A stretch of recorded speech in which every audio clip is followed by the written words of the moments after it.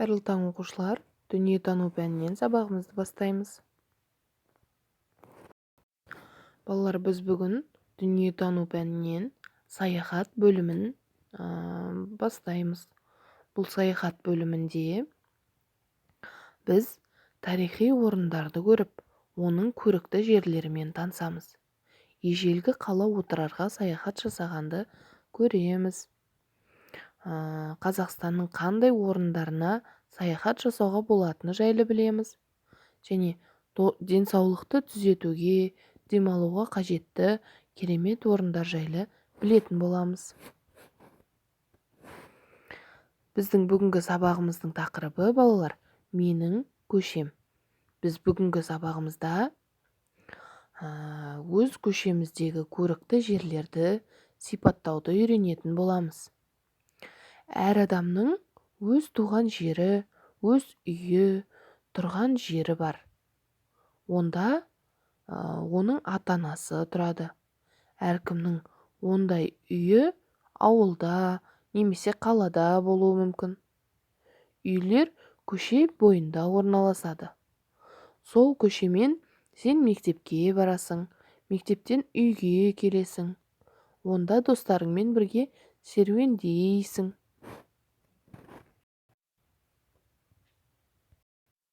Балалар, мына суреттердегі көше атауларын көріп тұрмыз ба? Көше атауларына біздің атақты билеріміз, хандарымыз, батырларымыздың аттарын берген, иә? Мысалы, Абай Байтұрсынов көшесі, Абай Құнанбаев көшесі, Төле би көшесі, Қабанбай Батыр көшесі деген сияқты, Сырбай Мәуленов көшесі деген сияқты көшелердің аттарына еліміздің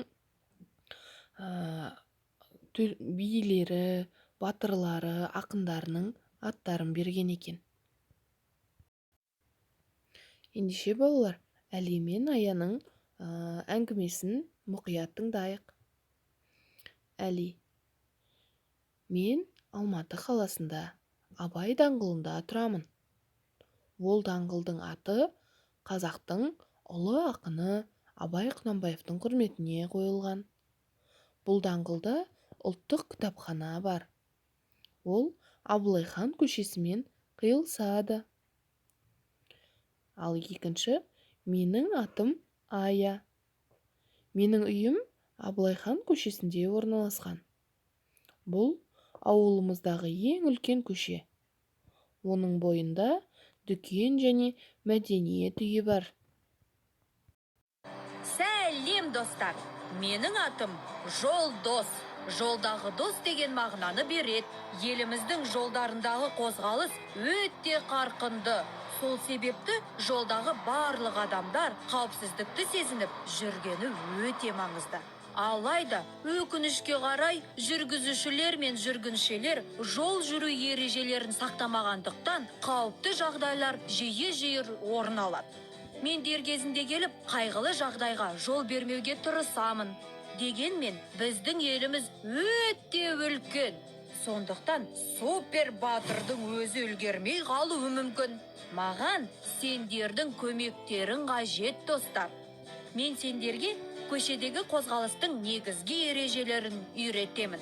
Бұл ережелерді сақтай отырып, сендер қауіпті жағдайларға тап болмайсыңдар, тіпті басқа адамдарды қауіптен аман алып қаласыңдар. Мен сендерге үміт артамын. Алға, достар! Көліктің не екенін білесіздер. Бұл автобустар, троллейбустар және трамвайлар. Олар әрдайым белгілі бағытпен жүреді. Өз жолында олар аялдамаларға тоқтап, жолаушыларды түсіреді, немесе отырғызады. Аялдамалар арнайы белгілермен көрсетілген. Алдымыздағы барлығымызға таныс аялдама. Қоғамдық көлікті аялдаманың алаңшасында күту қажет. Яғни, мына жерде.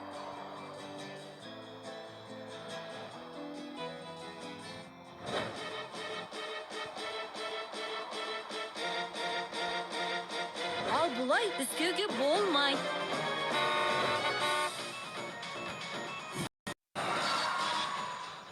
балалар.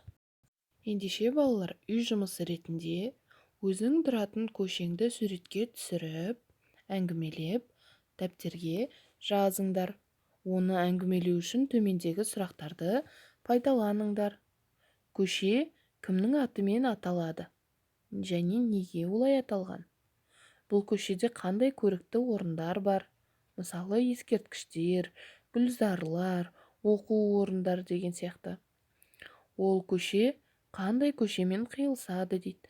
Балалар, қай жерде орналасқан және сіздің көшеңізде қандай көрікті орындар бар екені туралы жаза қойыңдар.